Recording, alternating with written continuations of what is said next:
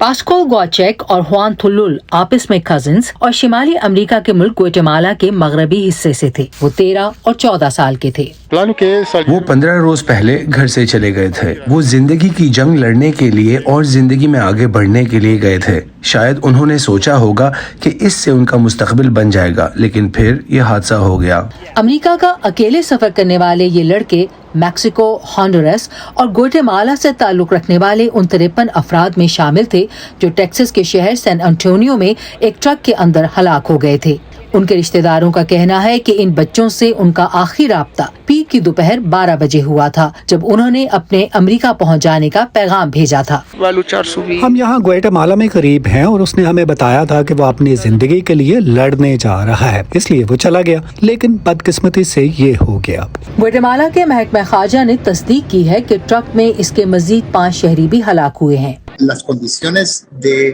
इसके अलावा अस्पतालों में 3 जख्मी लोग हैं जिनसे हम मिल रहे हैं। उनकी हालत नाजुक है। ग्वाटेमाला के वजीर खारजा के मुताबिक मुतासरीन की शनाख्ती तस्दीक के लिए फिंगरप्रिंट्स और DNA के टेस्ट किए जा रहे हैं ताकि उन्हें वतन वापस लाया जा सके। होंडुरस से ताल्लुक रखने वाले मुतासरीन के खानदान भी मातम कर रहे हैं। फर्नांडो और अलेहांद्रो दोनों का ताल्लुक होंडुरस के इलाके लास वेगस से था। इन दोनों और उनके साथ अलेहांद्रो की बीवी मार्जी तमारा पास ने एक बेहतर जिंदगी की उम्मीद में कानूनी दस्तावेज के बगैर भी अमेरिका के सफर का फैसला किया। अलेहांद्रो और फर्नांडो की वालदा कहती हैं कि उनके बच्चे अपने मुल्क में अच्छा रोजगार तलाश करने में नाकाम रहे थे।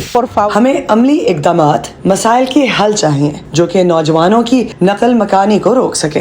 ग्वाटेमाला और होंडुरस के उमूर खारजा के महकमों का कहना है कि वो मरने वालों और मुतासरीन की वापसी के अखराजात अदा करेंगे और ये कि वो मुतासरा खानदानों की मदद के लिए काम कर रहे हैं। क्रिस्टीना कैसिडो स्मिथ के साथ Ayesha Khalid, voice of America.